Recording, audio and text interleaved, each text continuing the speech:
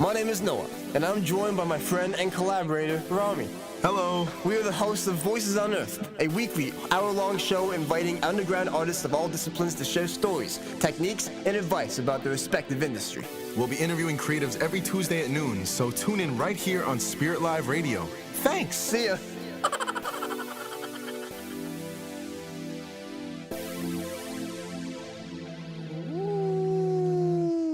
How's everybody doing today? How's everyone doing today on this fine, rainy, disgusting Toronto afternoon, man? It's awful today. Yeah, man, it was really cold getting to the studio today.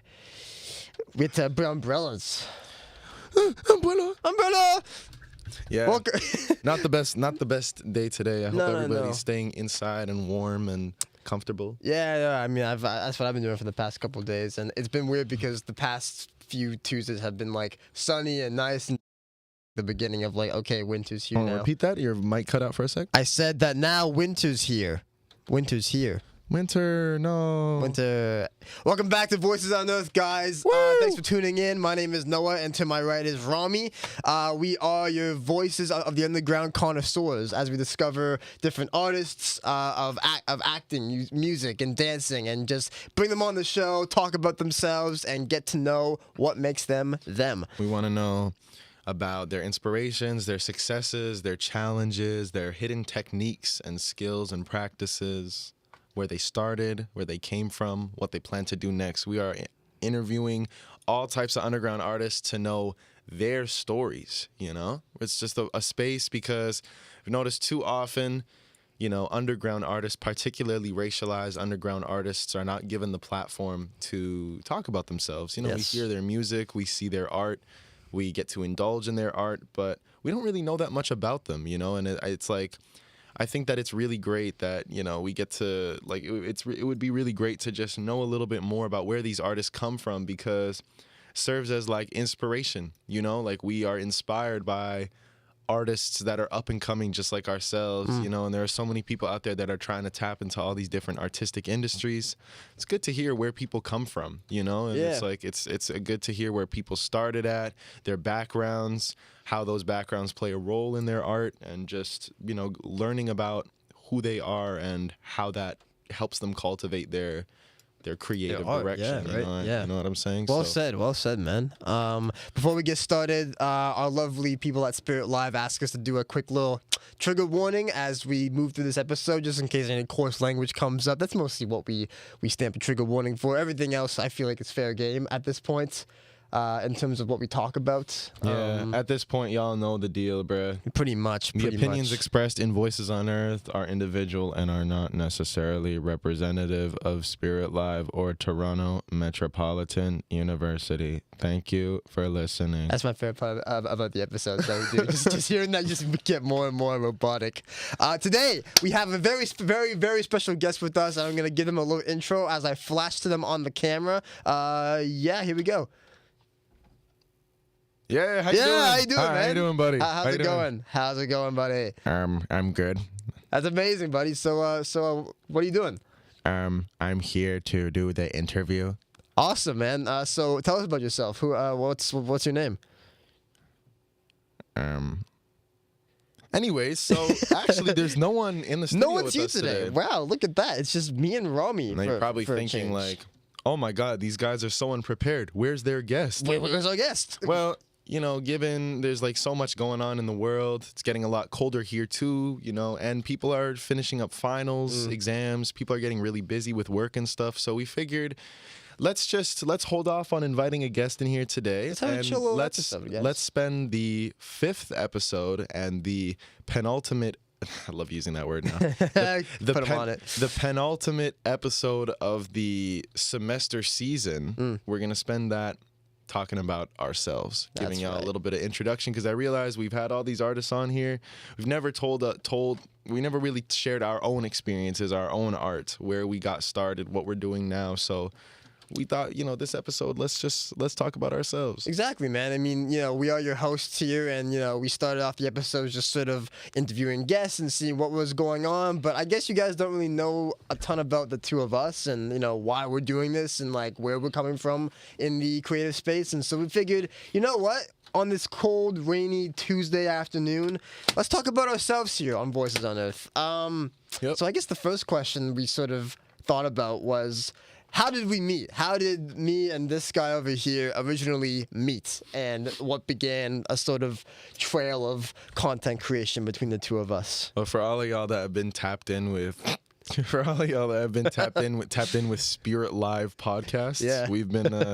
We've been doing live shows together. This is our third year doing a show together. Yeah, man. This and our third show. Jesus. Yeah. We started in 2021. We did what was it called? Surface Dwellers. Surface Dwellers, yeah. Surface Dwellers, which was a show where we kind of explored underground music, particularly rap and R&B genres, where we just, looked into all the different poppin' underground collectives and artists and albums, just exploring, the biggest underground music there was to date. The whole show was a copyrighted nightmare because literally everything we were playing was getting copy striked, and you can't even find the channel on YouTube yeah, anymore. no, if you saw, I made a little trailer for this show in particular, and I mentioned Surface Dwellers, but I put a little video is not available thumbnail when I talked about it because the channel is just gone. The channel's gone. Everything is gone. Got terminated. It got terminated because of copyright reasons, and to be honest, bro, it was deserved. It was deserved. Honestly, we played way too much copyrighted music without fully understanding copyright rules. Yeah, we were just dicking around. And overall, the show itself just was again, it was our first show. We didn't really know what was going on and what we wanted to do with this a creative outlet for us. And so it was just a one and done little show that we tried. We liked it for the first little bit, and then it just sort of got old, and I don't know. We just sort of lost the spark for doing it, which then led us to our second show, which we entitled 365 Now. I remember when I think 365. I think you came up with the concept of just let's just go through pop culture and everything to do with the last, little bit of time, the last decade, last 2 decades, and go through 1 year in 1 hour on this podcast. Pretty much. Each episode was breaking down all of the biggest pop culture moments, art, global news, important scandals, and the movies that came out, basically talking about everything culturally, socially, politically relevant that happened in the world. Well, not everything, it's a lot to cover, but we did covered as much as we could for each episode.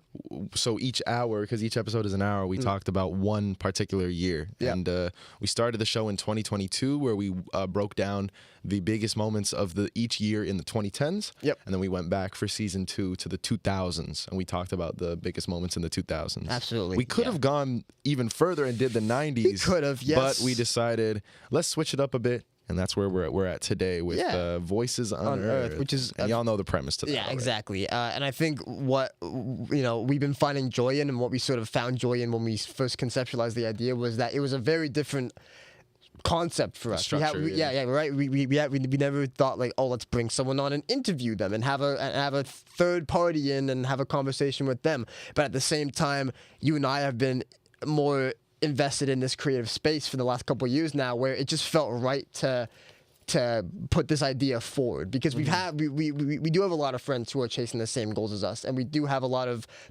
those friends with stories that haven't been touched on, and we felt that it was necessary to touch on them, because everyone, I don't know. I was thinking about this one time when I was doing that stage managing gig over at TFS, was that it was all these actors in one room, and everyone was just giving a bit of background on where they came from, and it was so cool to see we all came from these different corners of the world and different lives and everything, but we all got to the same room somehow because of our love for this one craft, and that was what sort of got us all together and what is now this journey. And so I don't know, it was just a really cool moment for me to think about. And so that's what's up. Yeah. So when you brought up the idea of doing a podcast like this, I was immediately hooked, and I thought that this would be a good idea. And so far, it's been fun. It's been pretty fun. We've had a lot of great guests on. Yeah. It's been great. But we've known each other for way longer than that. We have. We've met. Yep. We've been doing this whole podcast shit for this is our third year doing it. Yep. But we've known each other since, I want to say, beginning of high school, 2017, 18? 2017, 2018. Yeah. So when we started, hanging out. We got close.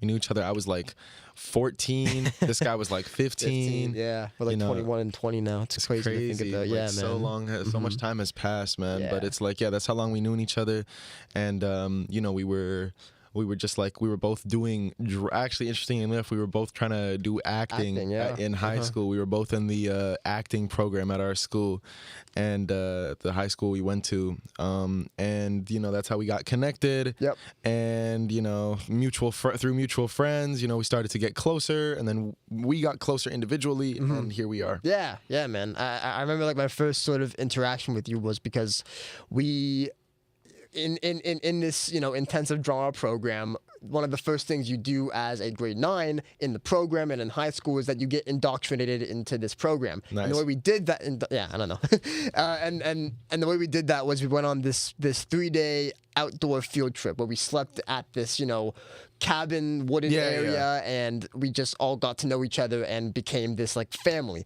And I remember this guy with his, at the time, long hair, went up there with his guitar at the fire pit and serenaded us all with this song. Yeah. And that was my first, look at this guy, and I think my first thought, and I told this to a couple buddies there, that he's gonna get all the women. Yeah, it didn't end up happening, but it's funny, and I was very flattered to hear that. Man. Yeah. No, and then I remember, I guess moving into sort of what you're practicing now with your creativity and artistic endeavors is music, because a friend of mine in high school named Tristan was doing music, and I remember you wanted to make a remix to one of his songs. Oh my God. And I'd come up to our group and was like, "This is the remix. I want to play it for you. How does it sound?" And all of us were immediately like, "Yo, this is sick." And at first Tristan was a bit hesitant, but then he heard the remix and he was like, "Yeah, put it out." It's because I was testing his gangster. He got threatened. He was like, damn it. He made a better song though. It was chill of him to be so cool about it. And that's kind of how we got tapped in. Me and Noah, we started doing music together. We were doing music together all throughout school. Even after school, we still recorded a couple songs. And then in 2022, well, we can go into that, but we explored a whole new creative venture that we just never thought we would. But we'll touch in on that because where did we start as artists? Like, where did you start as an artist? Where did I start as an artist? What was your first moment? My first ever moment, I think, was my dad used to work at Universal. I think for like marketing in that space at Universal Studios. Excuse me. And I think at the time, him and a buddy of his from high school were. What? No, I'm sorry. The way I said that, it made me sound like these two other podcasters, and I sort of just lost it. Yeah. Yeah. So these two. So my dad and his buddy from high school were putting together this commercial for Food Banks Canada. Yeah. And they were looking for kids to be in the commercial because that's what the whole concept was. And my dad was like, "I got a kid at home," and so he asked me, "Did you want to audition for the part?" I remember being incredibly hesitant. I was so nervous too, but I eventually said yes, did the audition, got the part, and shot the commercial. And that was like the first time I think I can actually like remember where I genuinely enjoyed something that I was doing. I'd been playing sports and doing like so many other things that I was just like about, but that was the first ever time where I was okay, this is it, and so that transitioned into acting, and then that's sort of where I got my start from. And I guess we can go to where that journey took me. But what about you? What was your first thing? This guy, it's crazy. That was like, you were like what, 7 at the time? 7, yeah, man. I don't know if y'all ever seen that commercial on TV where it's like the kids are like, reading like they're like saying like what they are, and it's like in alphabetical order. So like, I am angry. Yeah. I am big. I am creative. I am determined. I am energetic. Noah was the one that was like, I am goofy. I like had like a toy sword in my hand with a cape. We made like a pillow fort we shot this all at my house. Well, not all of it, but like a good part of it. We shot it in like my living room with like a pillow fort, and I had this cape and like goggles and a sword. I just flipping it around being like, I am goofy. Yeah, this guy Noah was born to be on stage, man. I was, man. Born to be in front of the camera. Yeah. And That yeah, that I remember seeing that commercial like when I was like a little kid. That's bro. crazy to me. Yeah, That's crazy that you saw No, that. I had no idea this guy Noah was in the commercial, bro. Isn't that so nuts? Yeah, man. What a small world, man. Small world. Jesus. I think I started with, well, when I was a kid, I really wanted to be an author. That was my dream when I was a kid. Yeah, Really? yeah. When I was a little kid, I wanted to be like a writer. I wanted to like write books and shit. And, you know, I was so determined. I was like, okay, I figured it out. I'll just be an author when I'm older. Yeah, Like, easy enough, you know. They probably make a shit ton of money. And, yeah, I just get to write. It's fun. And I still really do enjoy writing. But, like, I mean, I got to be realistic, bro. Like, being an author, like a successful author is a really difficult thing to achieve, you know, as like your main gig. Like, people write books, like, while they have other shit going on. But, like, yeah, being an author as like your main gig, you really have to get yourself established. Very time consuming to write a story. Yeah, it takes months. It takes months. It takes months to write a book. Years. Yeah, no. Like it's such a creative endeavor where it just takes so long. But that's what I wanted to do when I was a kid, and then I don't think. Then I did YouTube videos. Yeah. Oh my god, bro! I started a YouTube channel when I was 12. I was trying to get into YouTube videos. I got on iMovie. I started editing. Yeah, man. That's when I really started to love like editing. I would spend like that's what I would do like late. You know when you would like play video games under the covers late at night, like on your DS or something. You're the only one that did that. I'm not gonna wrap myself out here. No, I mean no. I didn't do that. That's like that's the point. You didn't do that. But I know a lot of people that have done that. Right, yeah, for sure. Not including Noah. I guess he doesn't want his parents to like find. Wow. Anyways, so I would not do I didn't have a DS, but what I would do is I would go under the covers and I would edit my videos. No way! I would edit my That's YouTube so videos sick. That's so sick. on iMovie. I would edit my videos and then post them onto the YouTube channel. Looking back, they were terrible. I did them from the 7th grade to the 9th grade. I was doing videos and then I kind of stopped once I got into high school because they were just so cringe, bro. We all had a YouTube channel. We all made some decisions, didn't we? Yeah. I dyed the front of my hair purple. Oh, I think I saw that. I was trying to be Markiplier so bad, bro. It was actually crazy. Hello, my name is Markiplier. Welcome. Okay. Portuguese. So then in grade 10, that's when I started doing music. Nice. I got this guy Noah on it. And here we are. And here we are. Still trying to do music, but also trying to explore a bunch of other things right now. Yeah, and I think it's really cool actually because I guess if you haven't been following along with Mr. Rami, the Hovind the Hypnotist here, is that I guess wanting to be an author and video creating is still something that you do in a sense. You still write stories in your music if you think about it from that perspective. I see what you mean. And in terms of editing, you still do that. You still make dude, little promo vids. I gotta praise this guy. He just hit 1 million on TikTok for this one video he did. That was so crazy to me, and it was just such a not 1 million followers. No, like views. But that's still like a video blew up. Like I watched that video go from like 50K last week to 1 million this week. That's so crazy to think of. It's so crazy to think about. I'm so incredibly grateful, man. Yeah. It's so cool. Like it's nuts. Such a weird thing to like, oh, I got 1 million views on a TikTok video. What a crazy thing to celebrate. Right? But, I mean, like, it's in today's currency, social media is everything when it comes to marketing and promoting yourself. It's very difficult. Yeah. So, and as we know, and we'll get into with our previous tries and adventures trying to get that that video to blow up, but you got it. So congratulations. Had to just bring that up here. Yeah, man. Thank you, buddy. Absolutely. Thank you. And so Phantom, what artistic disciplines do you engage in the most? It's a good question. I'd say a lot of acting. Acting has been the thing for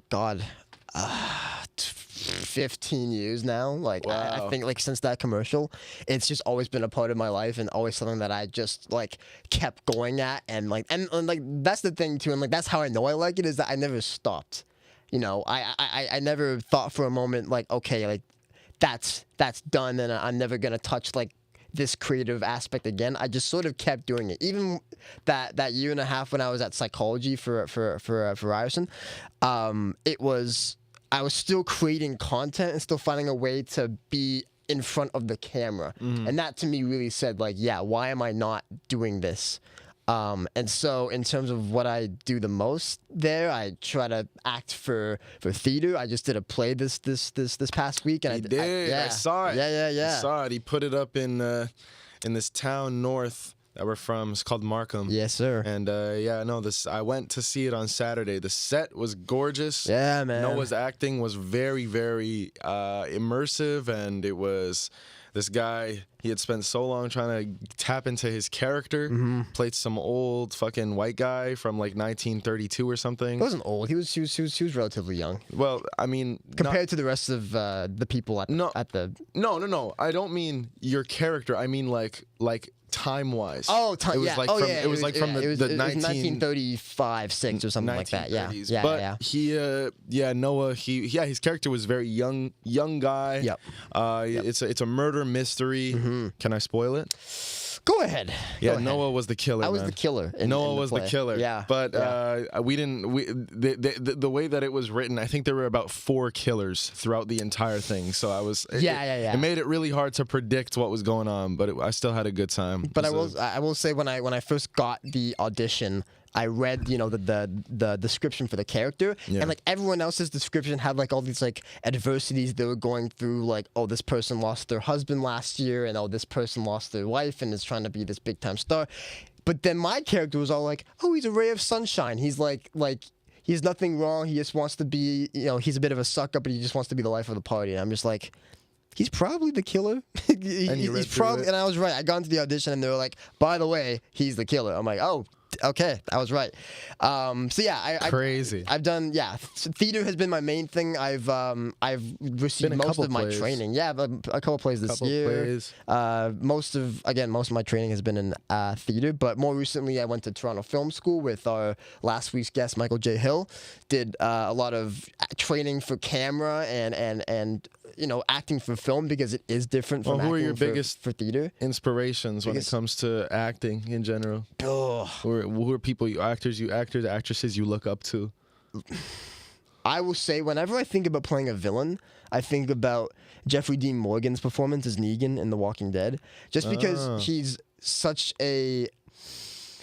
chilling, because he finds humor in the things that he does. In the horrific things that he does, he still has like a wicked smile on his face. And I've always been curious on how you play that, and so that's always been something that I look at as, like, when I get casted as the not so great guy, I channel that sort of idea. Or even for like the scene in the play when I was like about to kill my wife, I channeled like Jack Nicholson's performance from The Shining, when he was like all crazy and stuff like that, like just more so his mannerisms and how he moved and how he acted.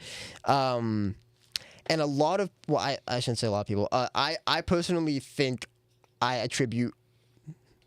I would compare my acting style to that of Jesse Eisenberg, based on how both of us talk, how high our voices are in terms of that. Oh, I see what you mean. You know what I mean? Yeah. Yeah, I think I see that for myself with him. Yeah. I saw Jesse Eisenberg in The Social Network, and then.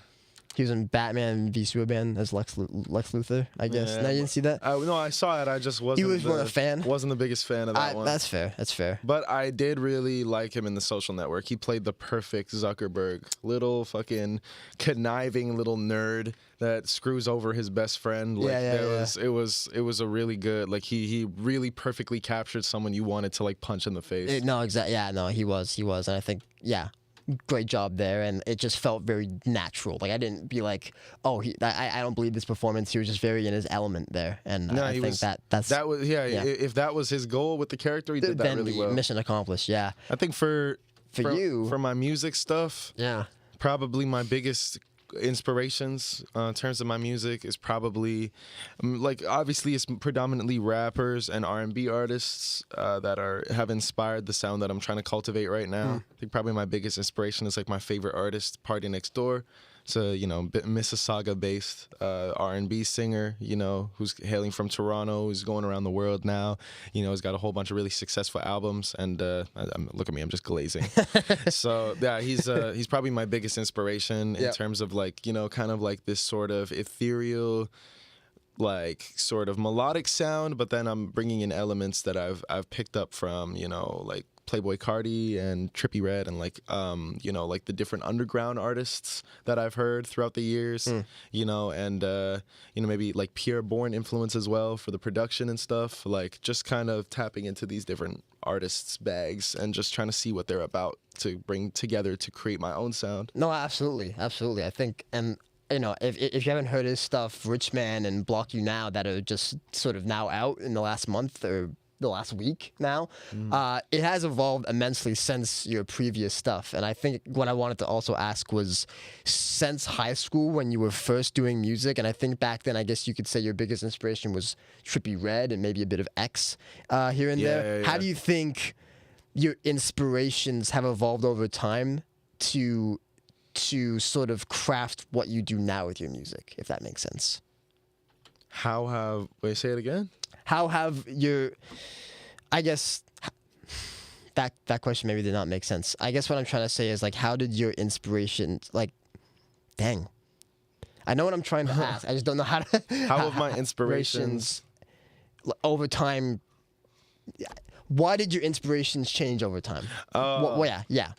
Okay. Wow, that took a long time. So I guess. That's okay. No, it's. I think that it's just it's about the artists that I was like listening to before versus now. Those artists have just changed in general, and honestly, like, you know, as I've started to listen to these kind of different artists, these newer artists, like if you notice, like I don't think I've done a song that was like just like straight lyrical, no melody rapping since probably like 2020. I don't think I've done a song like that in like 3 years. Like all the music that I've been putting out or that we've been creating since like 2021 has all been melodic, you know, sort of, Rage as well. Rage, a lot of rage stuff. And it's just a lot of it was like, you know, kind of like, you know, there was a melody in my voice. Like, I don't know if you've noticed that, but I haven't done a song that's like, you know, just straight like spitting bars or anything like that, like in a couple years. I think that's just not the, like, I think I definitely do want to explore that as I go forward with my music stuff, but that's just not the that's just not what I'm doing right now,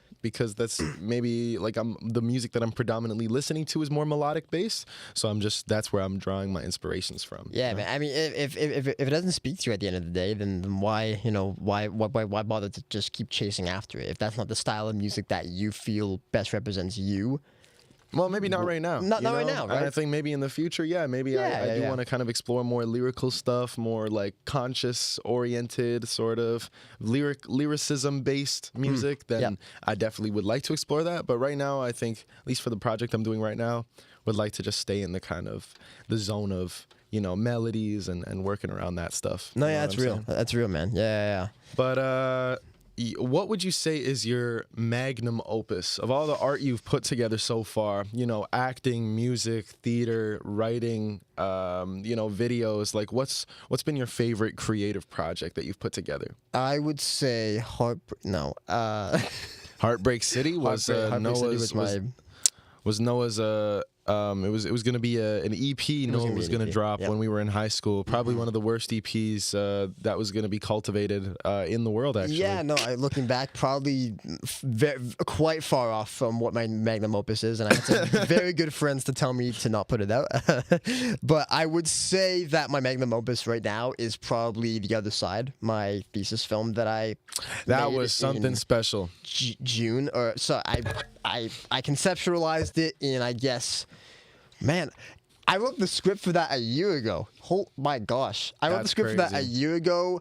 I pitched it to, when I was at Toronto Film School, we have a competition of who can get their film greenlit with a production supervisor and a bunch of equipment. I pitched my script to the, the panel there at Toronto Film School. They greenlit my film, and I did it. But I think what was so special about it was that not only did I write it, I directed it, and I starred in it. I played both roles. I played these two twin brothers who were sort of back and forth with each other, and it was just a conversation for 10-11 minutes. It was this just pure acting, just pure conversation based. One's crazy, one's very defensive, and it's just a back and forth for 10 minutes. And I think that was very well done. I remember Thank you, I man. watched it We watched it. I saw you premiere it on campus. Right, yeah. Back in, I think, June. June. So that's crazy. It was like 5 months ago. Yeah. I saw him premiere it in June, and then we watched it at my house. We streamed it onto my TV, and then, we showed a couple of my friends. I think we showed my brother as well. Yeah. And, yeah, man, like it was something special, man. Thank you, man. Like it was very well shot. It was well edited. The color grading. You didn't do the color grading. I didn't do the color grading. I had a very good editing team for that. Shout out to my editing team. That was crazy, man. Is it on YouTube yet? It's not. So I mean, I guess right now I want to submit it to film festivals because this is like this is I guess sort of why I'm like, oh my gosh, like this is great. Not like. A lot. I haven't heard like one negative thing about it, aside from maybe my friend who I showed it to, who's very critical. I already know which friend this is. Oh my God. Everyone else has said like, dude, like your acting is on point. Like it's just that like that made the movie. Directing, like I directed it too, yes, but the acting was just so good in it, and I really felt like, oh my gosh, I love both my performances in this, and so I would like to submit it to film festivals. I'm gonna be doing that shortly as soon as I get this one little thing about the movie fixed, and then is it the thing that your friend criticized? No. Okay. It's just a thing for the credits, just to make sure that everything is divvied up right. Nice. But yeah, that I would say is my best project today. It was actually incredible. Yeah. I mean, I wish you had it on YouTube so we could link it and people could go watch it for themselves. But I guess people have to stay tuned. Go see it in theaters when it's out in film festivals. Yeah. A lot of confidence there. Yeah. I mean, come on, it's a good project. Really good project. Yeah. It was great. What about you, man? I think my magnum opus was in high school. I would have said it was the mixtape I had did in the 11th grade called say it. Go on. It was called the Rat Can Cook. Yes, sir. The Rat Can fucking cook, man. It was fucking cook. Because that was my rap name in high school. It was Rowdy Rat. And so I called it the Rat Can Cook, based off of like the Ratatouille premise, and it was like a 16-song mixtape I was very proud of. But I'd say now my magnum opus, man, is probably Today We Mosh, Tonight We Rage, which is a mixtape that me, Noah, and our friend collaborated on, the three of us, and it is a rage project. It's a 9-song rage music mixtape that we had recorded. The sessions for the mixtape were in predominantly the summer and fall of 2021, and we finished up the last song in April of 2022. We began marketing our group as Orange Lore. We began calling ourselves Orange Lore. We brandished these orange masks. Donned orange knit masks. It looks like sort of like, kind of like crochet style orange masks. They were very beautiful, done by Ice on My Boys. I'll link their like handiwork Instagram account in the bio, because I thought their art was really beautiful. It was nice.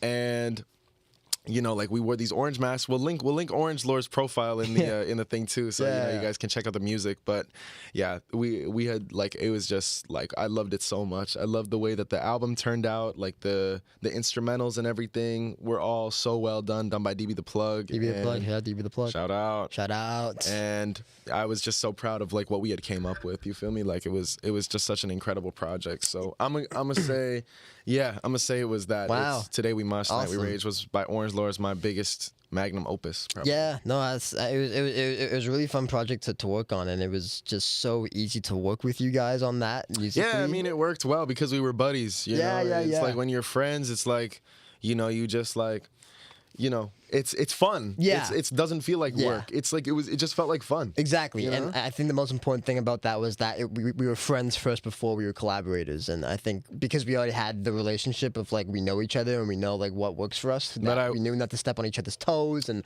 what we could do right with each other. And it was just I don't know. But I will warn y'all, be careful when you go into creative ventures with your friends. That's true. I think that this is even something I learned about in like this business class that I took. I hated the business class, but I mean, the one thing that I did take away from it was, be very careful. It's probably recommended not to go into it, but if you are, you have to make sure you lay out like a contract or an agreement with the people you're working with. Do not go all willy-nilly into creative collaborations with your loved ones, because when money gets involved, the shit gets dicey. It's a different it gets ballgame. really dicey. So just be really careful with that. If you're gonna get into a venture with, maybe you and your friends want to start like a business, a brand together, make sure you guys have established an agreement of like how the money's gonna be distributed, whose roles are gonna be what. Make sure the roles are equal, because that's gonna cause a whole argument as well. We learned that the hard way. We did learn it the hard way. So just make sure you really have a solid plan when you're going into creative ventures with your friends. Exactly. And oh my gosh, our guest Aryan Kaji's out there. Wow, Aryan from episode 3, guys. From episode 3, he was literally just walking out there. Oh my gosh, wow, it's crazy. Oh my God, he's coming back. Sorry, we're just being anyway, dramatic. yeah, but that's a very good point. Thank you for bringing that up, because it is dangerous, and you gotta be careful, man. if you're gonna do it, then do it right. And I think not to bash on our process, but we did learn it the hard way, and no, we had a good process, but like, it was a lot to learn, Very, very, and I'm glad we learned it when we did, and now it's like, Well, yeah.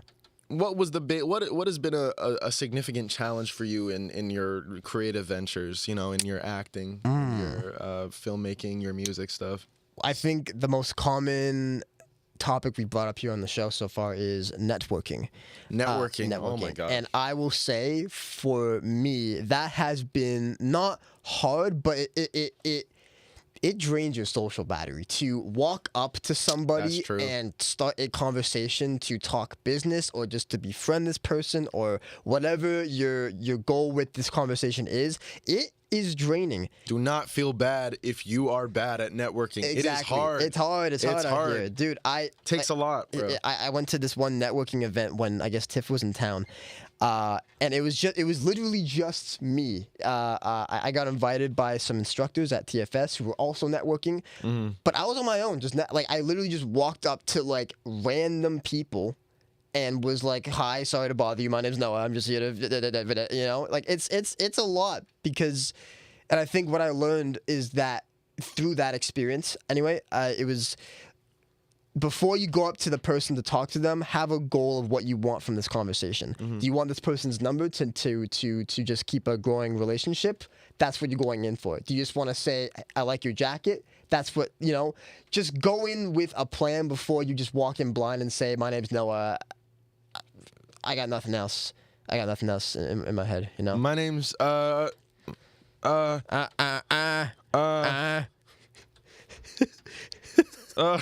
just get completely flustered.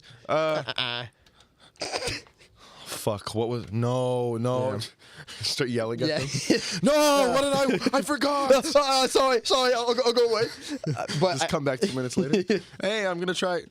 Anyways, you're right. Networking is a challenge, man. It's really hard to kind of introduce yourself, also to sustain those connections. Oh yeah, because like once you get their contact, it's like, great, I have their contact. Now you have to now you have to make sure you keep that. You keep in touch with them. It's a difficult task, man. Yeah, and again, it's like, know who the contact is. Don't just walk up to them and be like, "Oh, you got your, I don't know, you're like a big editor.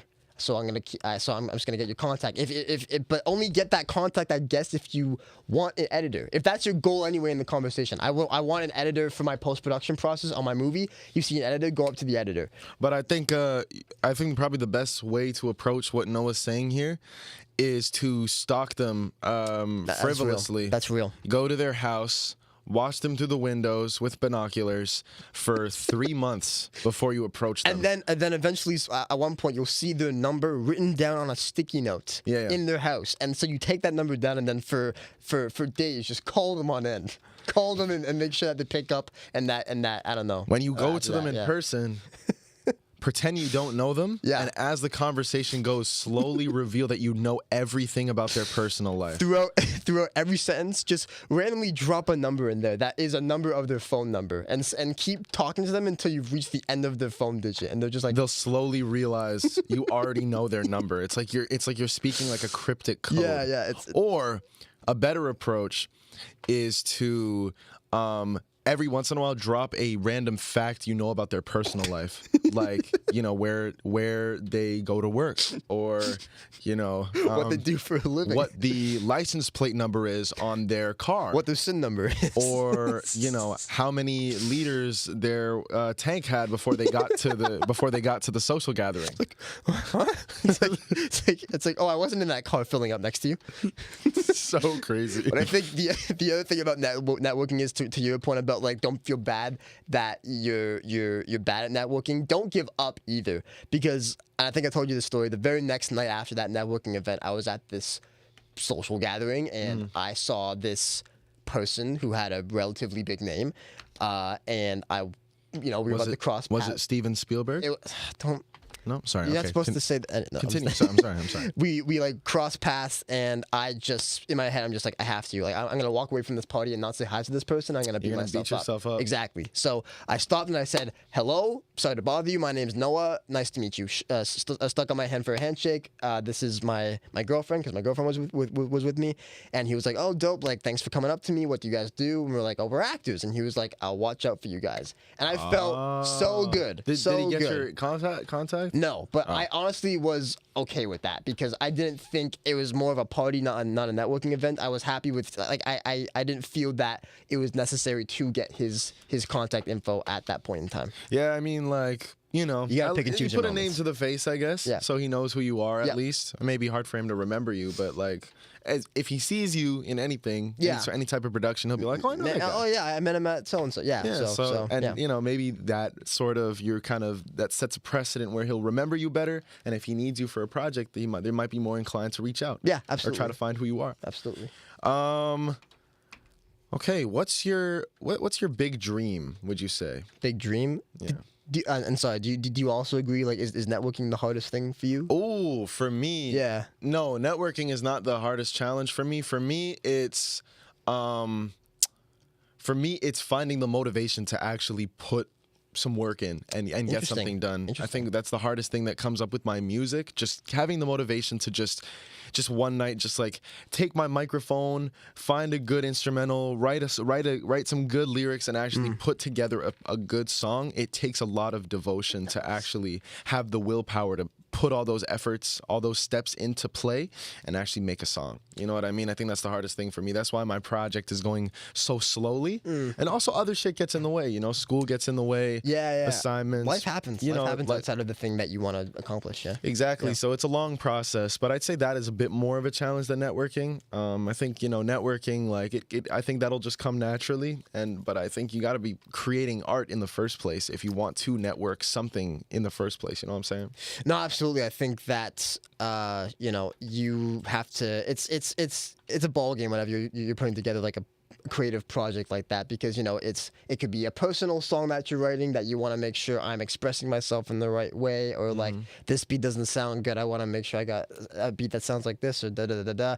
And I don't know a lot about mixing, mastering, post-production of music, but I imagine that takes a lot of time to find your sound as well. It's very. I can imagine how much of a because it's a process that's rewarding, but in the middle of it, it's like you're up till like 5 a.m. trying to finish this one song, and it's just like it's driving you nuts. And then you play it back in the morning, and you're like, "Oh my god, this is terrible," because it's like you were up until 5 a.m. working on it.